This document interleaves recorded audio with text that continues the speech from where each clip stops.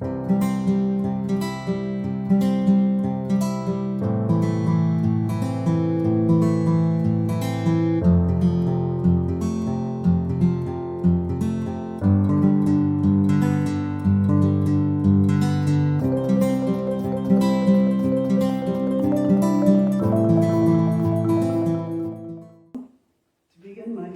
think most of you know I'm not from Augusta, but I'm very blessed to live here. So I try to say y'all once in a while, but I'm not very good at it. It's sort of like the secret handshake of the South, and I wouldn't make a very good secret agent. But something I quickly noticed about the expression y'all is that sometimes people can fit 2 or 3 of them in one sentence. Like, y'all, I'm planning to come to y'all's house and say hi to y'all's grandma. And one time I actually counted 4 y'alls in one sentence, but I don't know how they did it. You see, Steve and I are from Michigan, where people say you guys. So I'm kind of stuck with that, but I like hearing people say y'all. It's both singular and plural, and it's gender neutral. So it's really superior. So it was 2011 when I moved to Augusta, and Steve had arrived here 2 years ahead of me while I finished my master's degree back in Boston. And he had rented a little house where we lived for about a year. And I drove a car down here that we decided to sell. So Steve arranged to have it hand waxed in our driveway to make it look really good. And these 2 African-American gentlemen came and proceeded to do the job. And I would look out the glass door once in a while and see how things were going and see if it was time to pay. And the anxiety of having made this huge life change, of moving to a new state, must have shown on my face. Of course, my car had a license plate from Massachusetts on it. And I'll never forget what the older gentleman said to me when he came to the door to say that they were finished. Right out of the blue, in a very gentle voice, with a very loving tone, he said, "Ma'am, Georgia is a beautiful state, and Augusta is the best." And there's something angelic about it.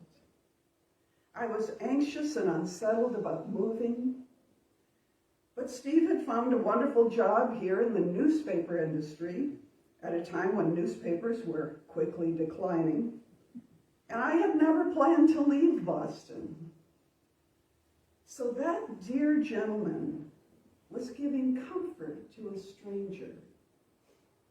He had correctly intuited my distress and did what he could in a few seconds, standing on the porch to help me. And it did help me. I felt it lifted me up. And he went on his way, and he will never know that he hit home that day, and that his act of kindness is being remembered in front of a room full of people. I like to think of a person like that as having a ministry. He was ministering to me that day. And just like on a typical Sunday for an actual minister, his sermon wasn't praise that day. A minister doesn't get accolades for every sermon or every thoughtful act. A minister takes on that role for the joy of serving God by serving others. It's a powerful and meaningful decision to take on the ministry in an official capacity, and to get a seminary degree and accept the responsibility of performing that role in a church.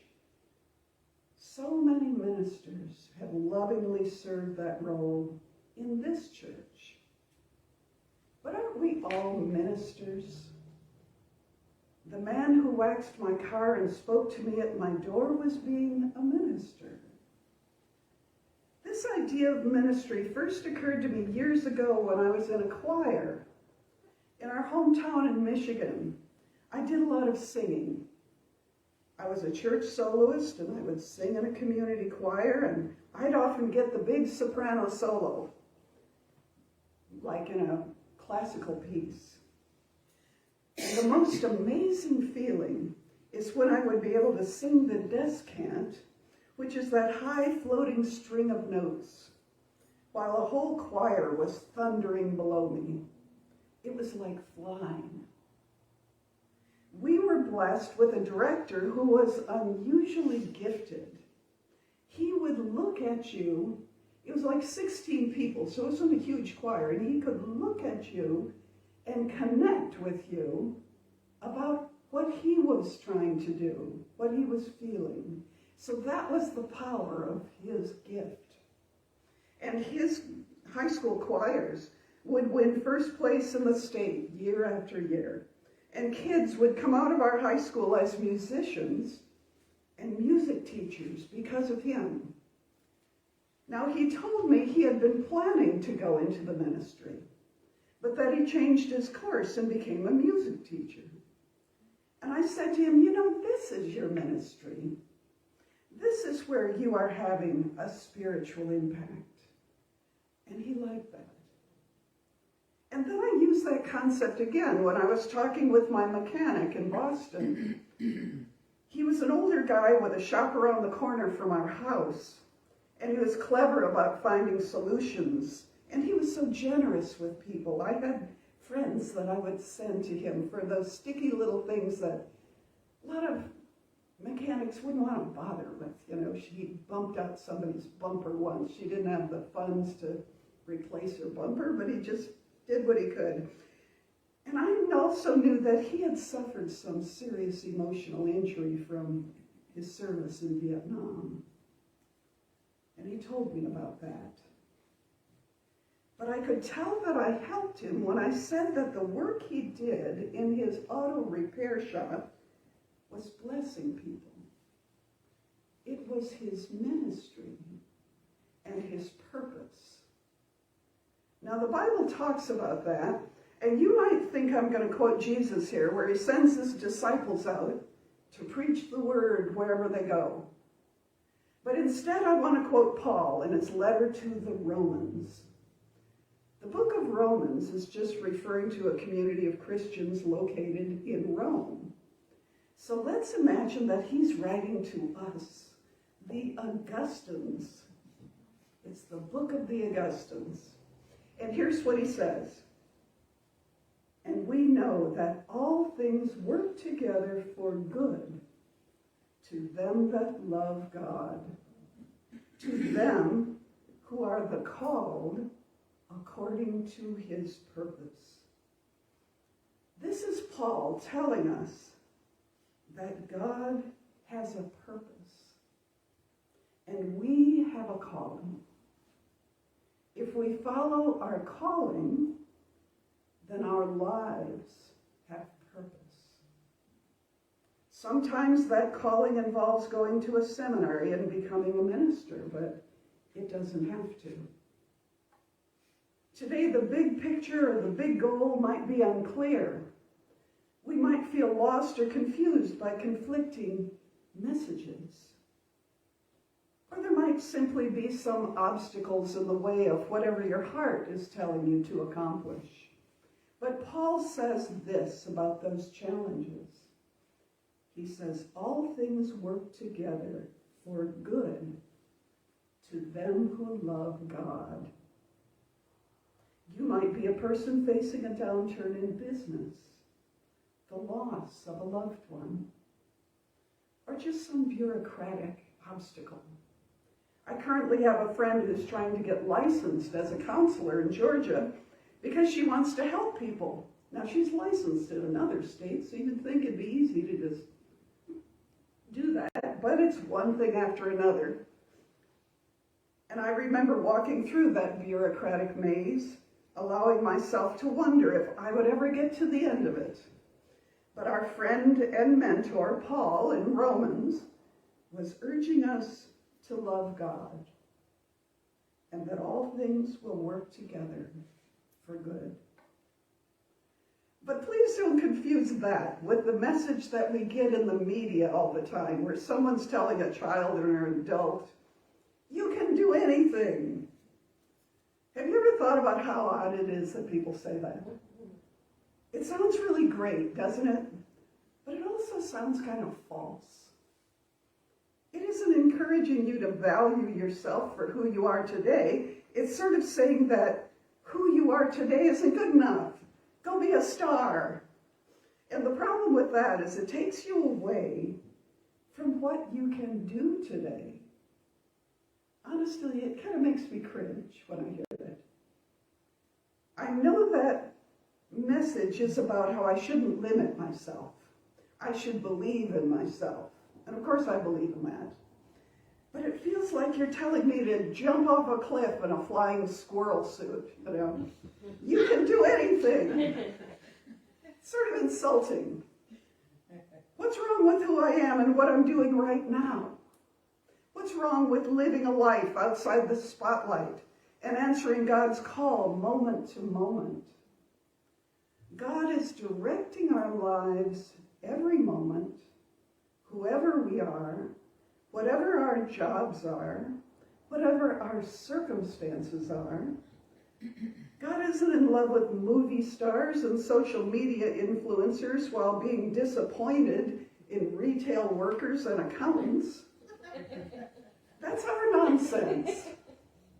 God is working through everyone. So on my counseling website, it's actually called growthandpeace.com or org, I don't remember, one of those. I have a blog entitled, Dare to be Ordinary. I wrote it because so many people are so hard on themselves. Here are some lines from it in which I identify some of the psychological reasons that people are self-critical and perfectionistic. The article says, why are you so deeply ashamed of being a nice person with a decent life? Maybe you had a parent who needed your emotional support. Or maybe you had to take a parenting role in your family when you were a child. A psychologist says children like that lose a realistic sense of what their limits and capabilities are. And Psychology Today's website says, for perfectionists, life is an endless report card on accomplishments and looks. While reaching for success might seem like a good thing, perfectionists are in a negative mode, focused on avoiding failure. And the article goes on, in some families there's no encouragement and there's no praise for good efforts. The parent makes it clear that whatever the child did could certainly have been done better. And so the blog goes on, and I want to read a little bit more. So now let me mention another possibility. A disadvantaged person might feel that the only way to redeem the shame of that beginning is to become a fabulous success.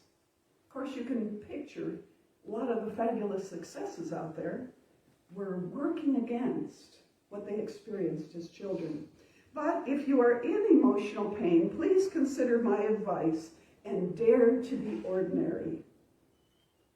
Ordinary people do great things.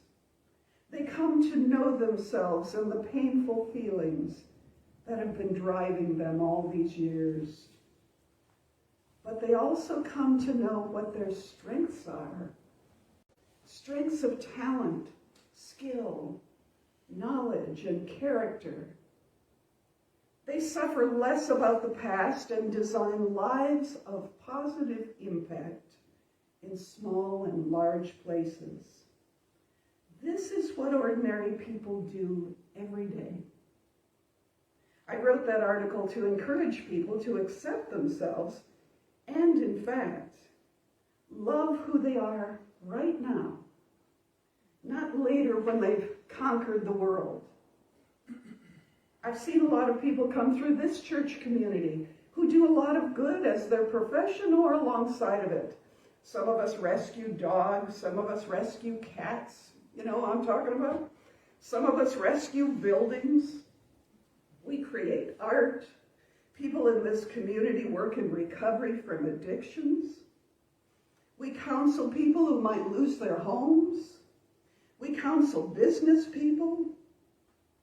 We bring Christmas gifts to children. We give mental health counseling to children and adults. We run the electronics for the service. We bring food.